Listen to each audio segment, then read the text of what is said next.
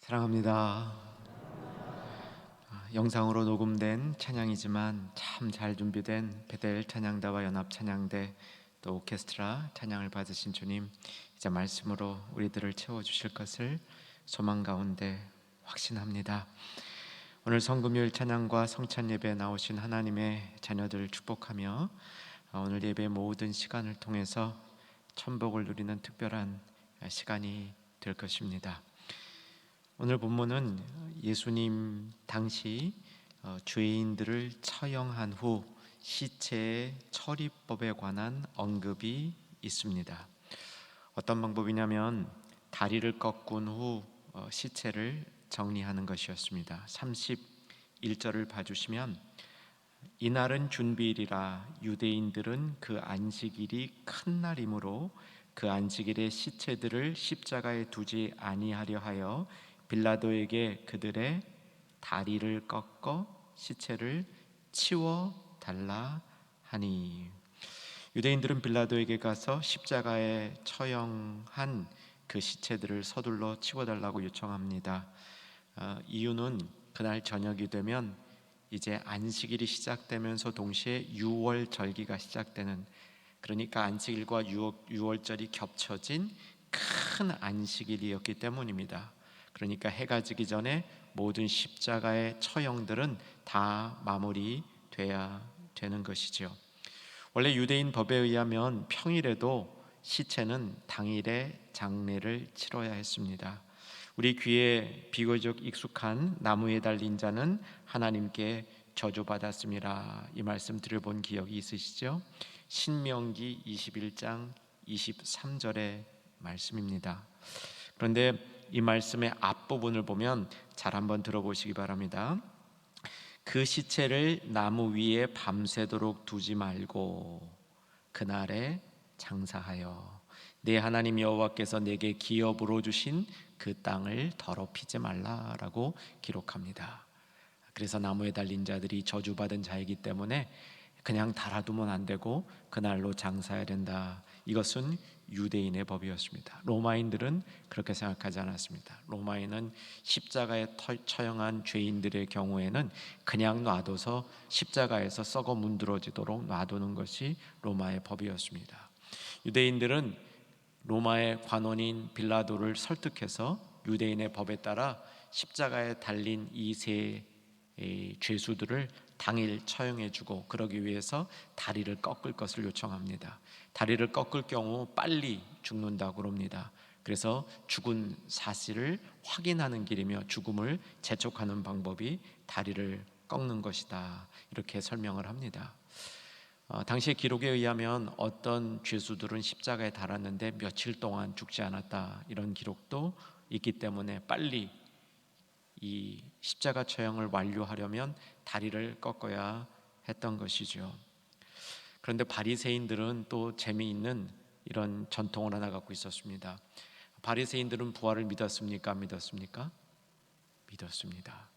바리새인들은 부활을 믿었는데 부활할 때 죽기 전의 모습으로 부활한다, 이렇게 믿고 있었습니다. 그러니까 다리를 꺾어버리면 부활한 다음에도 걸어 다닐 수 없는 사람이 되겠죠. 죄인들의 다리를 꺾으면 바리새인들 전통에 의해서도 그 죄인은 영영 낙인이 찍히는 그런 초라한 모습이 되는 것이었습니다. 군병들이 두 강도의 다리를 꺾습니다. 세 번째 가운데 있는 예수님에게 와서는 다리를 꺾지 않습니다. 왜였을까요? 이미 죽은 게 확인되었기 때문입니다. 여기서 우리는 한 가지 의문이 들죠. 군병들은 명령에 의해서 움직이는 사람들인데 임의로 다리를 안 꺾어도 되는가? 그럴 수 있었습니다. 말씀드린 대로 다리를 꺾는 것은 유대인의 전통이지 로마식 처형법이 아니었기 때문에 죽은 것이 확인된 다음에 군병들은 굳이 다리를 꺾을 필요가 없다고 생각했던 것이죠. 여러분, 이 장면을 한번 우리가 묵상해 봤으면 좋겠습니다. 오늘은 저와 여러분이 이 말씀을 따라서 예수님이 십자가에 달리셨던 그 현장에 같이 한번 있어 보기를 소망합니다. 군병들이 보기에도 예수님의 십자가 달려있는 그 모습은 너무나 처참해 보였습니다. 얼마나 처참해 보였는지 이런 일을 여러 번 겪어봤던 군병의 눈에도 이 사람의 다리를 또 꺾을 필요가 없다고 생각할 정도로 예수님은 온몸이 만신창이가 되어서 십자가에 달리신 것이죠. 사실 예수님이 십자가에 달려있던 시간은 오늘 우리가 금식하며 묵상하신 분들 정오서부터 오후 3시까지입니다.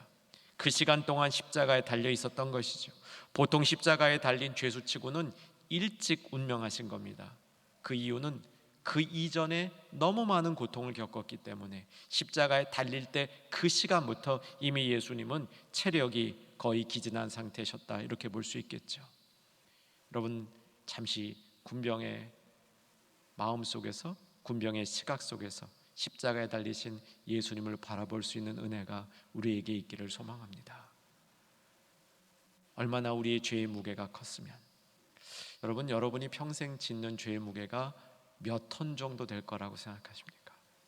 단위는 분명히 톤일 겁니다. 킬로그램이 아닐 겁니다. 톤 단위의 죄를 지으실 겁니다. 저도 마찬가지죠. 도대체 몇 톤의 죄를 지을 겁니까? 예수님께서 태초부터, 사람이 생긴 이후부터 미래의 사람들의 죄까지 다 사하시려고 십자가 지셨다 했는데, 그렇다면 그 무게는 얼마나 되겠습니까? 그것을 증명해 주는 것이 군인들이었습니다. 그들은 예수의 시신을 보는 순간 다시 다리를 꺾을 이유가 전혀 없다고 생각하는 것이죠. 그런데 오늘 본문을 보니까 특이한 일이 발생합니다. 이러한 사실이, 다리가 꺾이지 않을 사실이 성경에 이미 예언되어져 있다는 겁니다.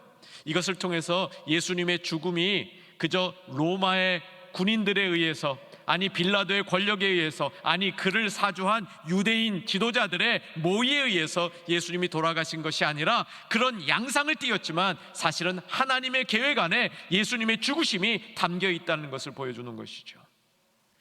오늘 본문을 다시 보시기 바랍니다. 36절입니다. 36절 찾으시기 바랍니다. 36절 같이 읽겠습니다.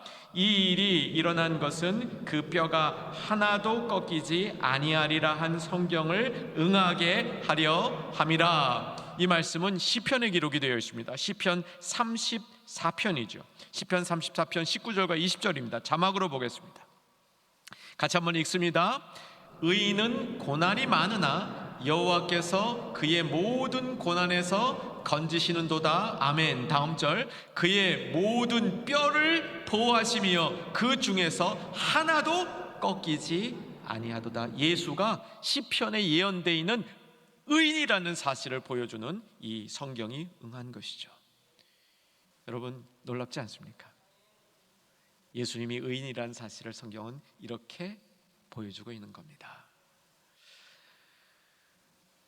예수님의 몸이 죽어도 한 부분도 손상되지 않았다. 이것은 예수님이 유월절 어린 양으로 돌아가셨다라고 선포하는 성경의 가르침과도 일치합니다. 사랑하는 여러분, 예수님이 유월절 어린 양으로 돌아가셨죠.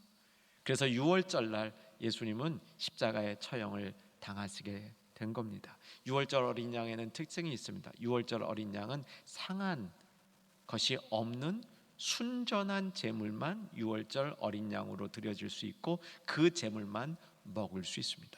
유대인들의 전통이죠. 예수님의 뼈가 꺾이지 않도록 보호해 주신 하나님의 계획 가운데는 예수님께서 유월절 어린 양이라는 사실을 증명하는 그러한 내용도 담겨 있다 할 수 있겠습니다.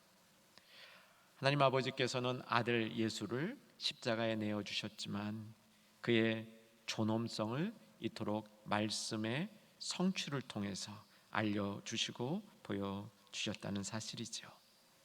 그런데 군병 중에 하나가 다리는 꺾지 않았는데 그 순간에 예수님의 옆구리에다가 창을 쑤셔댑니다.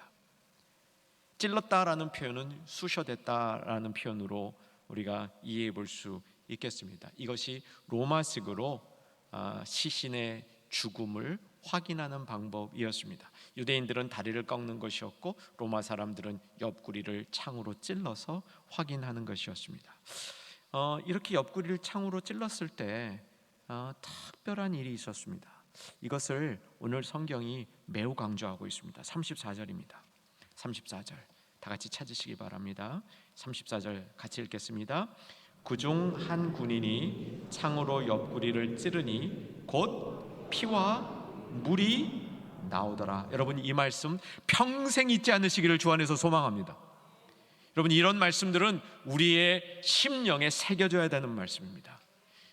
예수님의 죽음을 확인하기 위해서 다리를 꺾지 않은 것은 성경이 이루어지길 위한 것이고, 또 로마식으로 옆구리를 찔렀는데 피와 물이 흘러나왔더라 라고 기록을 하고 있는 것이죠.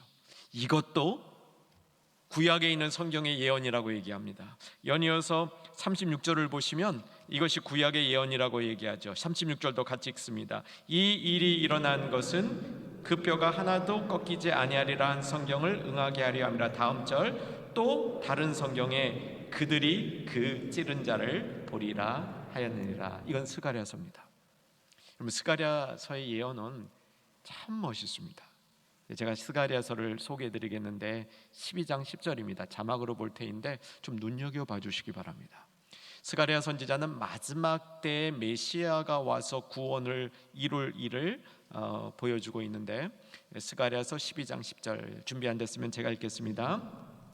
내가 다윗의 집과 예루살렘 주민에게 은총과 간구하는 심령을 부어주리니 그들이 그 찌른 바 그를 바라보고 그를 위하여 애통하기를, 독자를 위하여 애통하듯 하며 그를 위하여 통곡하기를, 장자를 위하여 통곡하듯 하리로다. 그 찌른 바 그를 바라보고. 그 말씀 그대로 인용한 겁니다. 그 찌른 바 그를 보리라. 오늘 이 말씀을 우리 마음속에 잘 새기기 위해서 이 말씀의 의미를 조금 더 자세히 살펴보려고 합니다. 우리가 그 찌른 자를 볼 것이다. 그들에 의하여 그 찌른 자를 보리라. 오늘 말씀이죠. 다시 한번 36절을 보시면 그들이 그 찌른 자를 보리라. 이 말씀은 이게 우리말은 조금 이 보기에 따라서 다르게 보여주지만 무슨 말씀이냐면 그들에 의하여 찔린 자를 보리라, 그 얘기입니다. 십자가에 달리신 예수님을 보리라, 이런 얘기입니다. 특별히 십자가에 달리신 예수님 옆에 창이 찔려져서 그 옆에서 뭐와 뭐가? 피와 물이 흘러나오는 그 장면을 보리라, 이렇게 선포하고 있는 것이죠. 저는 오늘 2021년 이 복된 성금요일 저녁에 예수님 옆구리에서 피와 물이 흘러나왔는데 그 예언이 스가랴서의 예언도 있었고, 그 내용이 그들이 그 찌른 자를, 자기가 찔러 옆구리에 피와 물이 흘러나오는 그 예수님을 보리라. 이 말씀이 우리에게 일어나는 말씀이 되기를 소망합니다. 우리는 십자가에 달려서 찔린 예수님을 볼 수 있어야 합니다. 십자가에 달려서 찔린 예수님은 실제로 십자가상에서 돌아가셨습니다. 그런데 십자가의 군병들에 의하여 찔린 그 예수님을 군병들이 사실 찌른 게 아니죠. 십자가에 달리신 예수님을 찌른 분들이 누구입니까? 찌른 사람들이 누구입니까? 사실은요, 유대인의 지도자들이었습니다. 그들을 따르고 그들을 추종하고 그들을 방조하던 유대인들의 수많은 무리였습니다. 우리는 거기에 속하지 않을까요?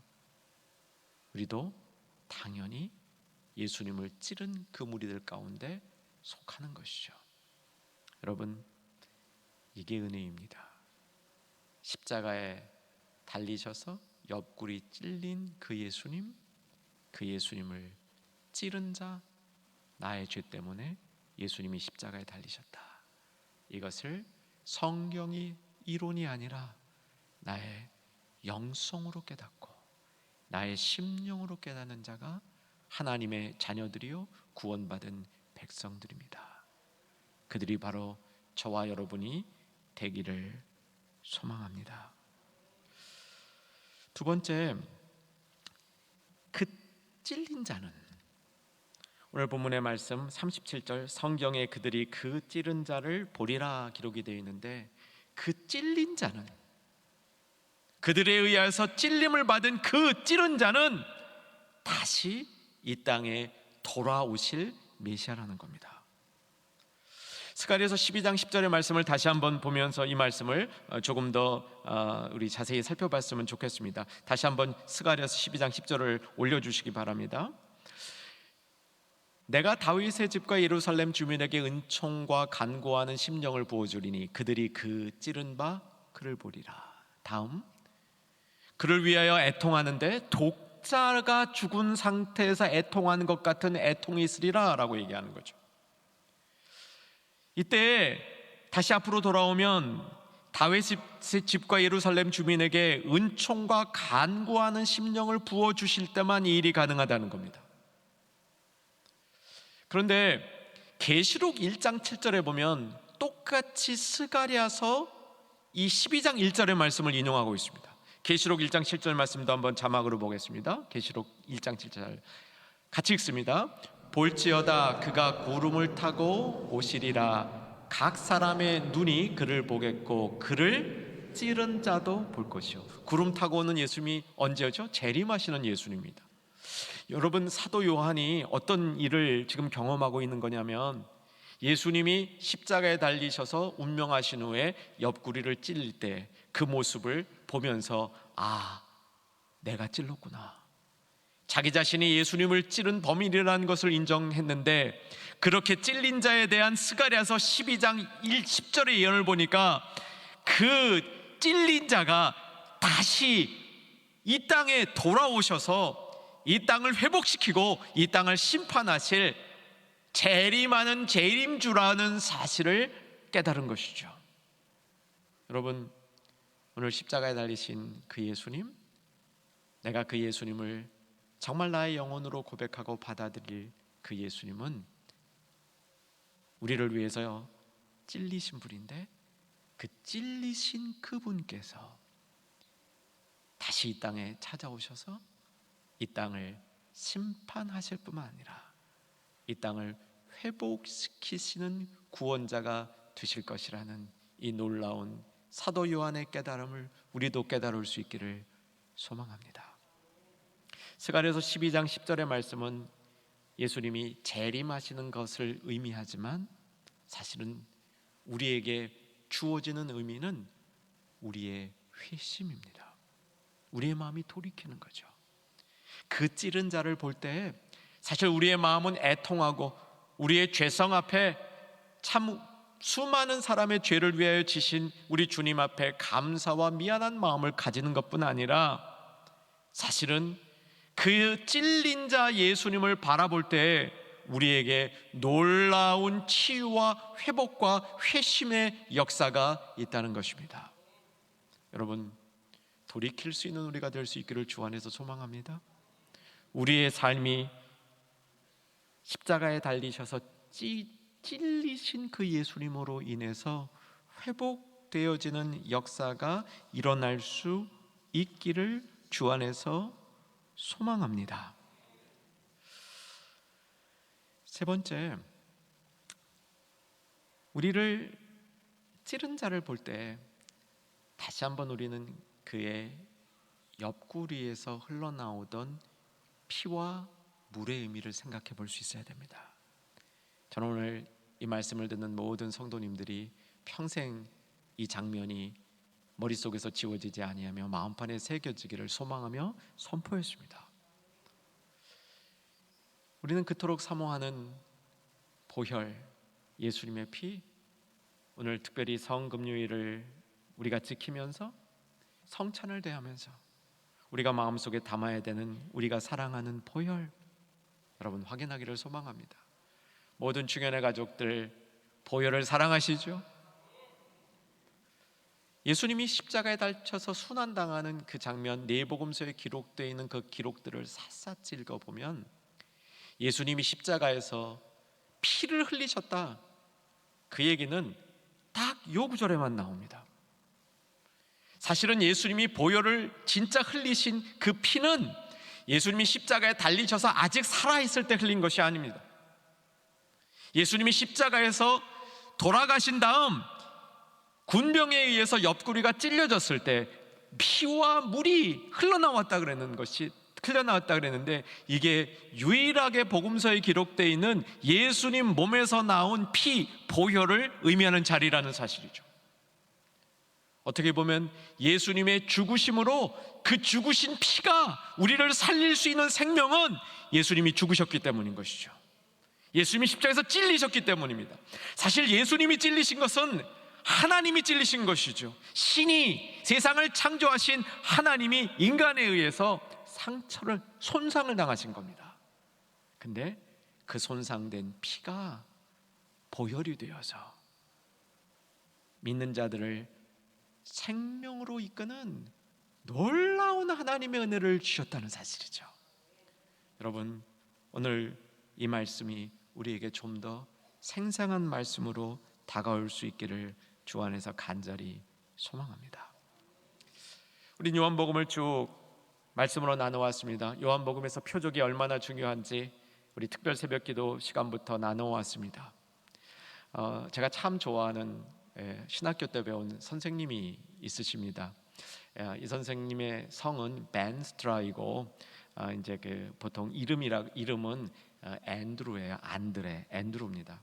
제가 이 선생님을 얼마나 좋아했는지 아들을 낳자마자 저의 아들의 이름을 앤드루라고 지었습니다. 제 선생님이 너무 좋아서. 근데 제가 좋아하던 이 선생님이 자기 신학의 어떤 히어로로 일종의 자기의 신학적인 모델로 생각하시는 분이 있었는데, 그분은 이제 이미 오래전에 이 학문적인 활동을 마치신 분인데 오스카 쿨만이라는 분이세요.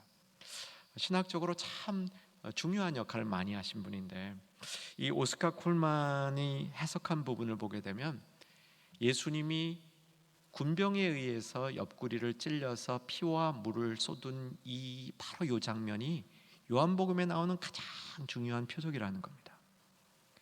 앞에 나오는 모든 표적들, 포도주가 물이 포도주로 바뀌고 왕의 신하의 이 병이 고쳐지고 38년 된 병자가 낫고 태어날 때부터 장님이었던 자가 눈을 뜨게 되고 죽은 나사로가 살아나는 것, 이런 표적들은 이 표적을 보여주기 위한 전초 단계에 불과하다는 겁니다. 요한복음에서 정말 중요한 표적은 물과 피가 흘러나온 이 표적이라는 겁니다. 사실 예수님의 죽음의 절정은 십자가에서 마지막 하신 말씀 다 이루었다는 말씀이죠. 이게 절정입니다. 그런데 예수님이 다 이루신 그것을 믿는 사람들이 눈으로 볼 수 있게 하는 그 표적이 뭐냐면, 옆구리를 창으로 꽉 쑤셨을 때 거기서 쏟아져 나오는 피와 물, 이것을 본 자들이 예수님의 진정한 하신 일, 십자가에서 다 이루신 것을 본 그 사람들이라는 것이죠. 여러분, 생생하게 예수님 옆구리에서 나오는 피와 물을 볼 수 있는 믿음의 사람들이 될 수 있기를 소망합니다. 물은 참 이상합니다. 여러분, 인체가 창으로 찔릴 때 물이 나올 법하죠. 저는 의학 관계를 잘 모르겠습니다. 인간의 몸이 많은 부분이 물이기 때문에 그 물이 창으로 찔리면 나올 법합니다. 그런데 그 물은 끈적끈적한 물일 것 같아요. 생수와 같이 콸콸 흐르는 물은 아닐 것 같습니다. 그런데 오늘 본문 요한복음이 보여주고 있는 상징적인 물은 생수지요. 여러분, 요한복음 7장 37절, 38절, 39절 말씀 기억하고 계십니까? 잘 들어보세요. 누구든지 목마르거든 내게 와서 마시라. 38절, 나를 믿는 자는 성경의 이름같이 그 배에서 뭐가? 생수의 강이 흘러나오리라. 이 장면과 예수님이 옆구리 찔렸을 때 쏟아져 나오던 물과 관련이 있습니다. 예수님이 옆구리를 찔렸을 때 보혈을 흘리시며 그때 생수의 강이 흘러나와서 그 생수가 믿는 사람들을 적시고, 믿는 사람들을 씻기고, 믿는 사람들을 채우고, 믿는 사람들을 살리는 역사를 이루었다는 사실이죠. 이제 여러분, 조금 더 성경을 펼쳐서 마지막 메시지를 생각해 봅니다. 성경 전체에서요, 생수의 강이 흘러나오고 터져 나오던 장면들을 한 3군데에서 찾아볼 수 있습니다. 첫 번째는 반석이죠. 모세가 반석을 쳤을 때 그 반석에서 물이 쏟아져 나왔는데 이것을 콸콸 쏟아져 나왔다 이렇게 표현합니다. 그 물이 반석에서 이 산 위에, 산 위잖아요. 그 신의 산 위, 거기 반석을 쳤는데 물이 콸콸 쏟아 나왔는데 그게 어떻게 어느 정도 쏟아 나면 골짜기를 이루어서 밑으로 흘러내려올 정도로 쏟아 나왔다는 거예요. 여러분, 또